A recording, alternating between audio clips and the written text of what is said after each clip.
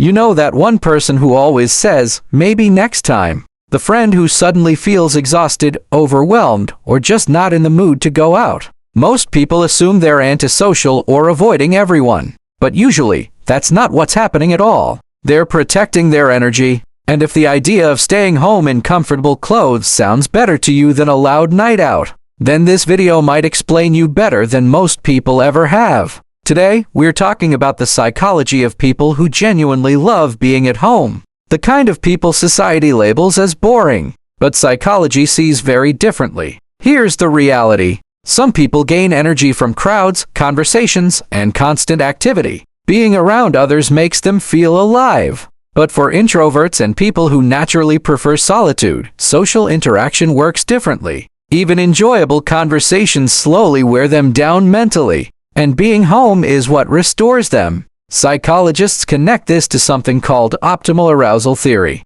Basically, everyone has a different comfort level for stimulation. Some people need excitement, noise, and activity to feel engaged. Others feel their best in calmer, quieter environments. It's not weakness. It's not laziness. It's nervous system wiring. But it goes deeper than personality type. For many people, home feels safe because it offers control. Outside, everything feels unpredictable. Random conversations, loud environments, unexpected changes, the pressure to perform socially. But at home, everything is familiar. You control the atmosphere, the sounds, the pace, even the silence. And for highly sensitive people or people dealing with anxiety, that sense of control can feel incredibly comforting. Not because they hate the world, but because the world often feels too loud. What's interesting is that research consistently links solitude with creativity and deep thinking. People who enjoy spending time alone often reflect more, imagine more, and process life more deeply. So when someone spends a weekend at home, it doesn't automatically mean they're wasting time.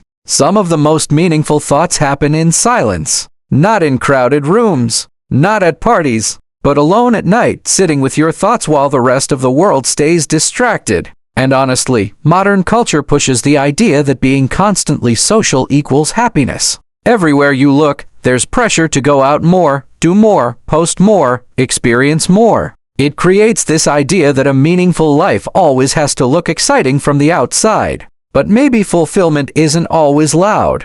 Maybe happiness looks like a quiet evening, your favorite meal, a comfort show playing in the background, and finally feeling at peace after a long week. That's not failure. That's knowing yourself. Of course, not every person who stays home does it for healthy reasons. Sometimes solitude comes from social anxiety. Sometimes from emotional exhaustion, depression, rejection, or painful past experiences. In those cases, staying home stops feeling peaceful and starts feeling like avoidance. And there's an important difference between the two. Are you alone because solitude genuinely restores you? Or because facing the outside world feels emotionally overwhelming? One comes from peace. The other comes from fear. But people who truly enjoy being home usually aren't lonely the way others assume. They simply experience joy differently. They notice small things most people ignore. The comfort of routines. The quiet feeling of morning coffee. The familiar corner of a room.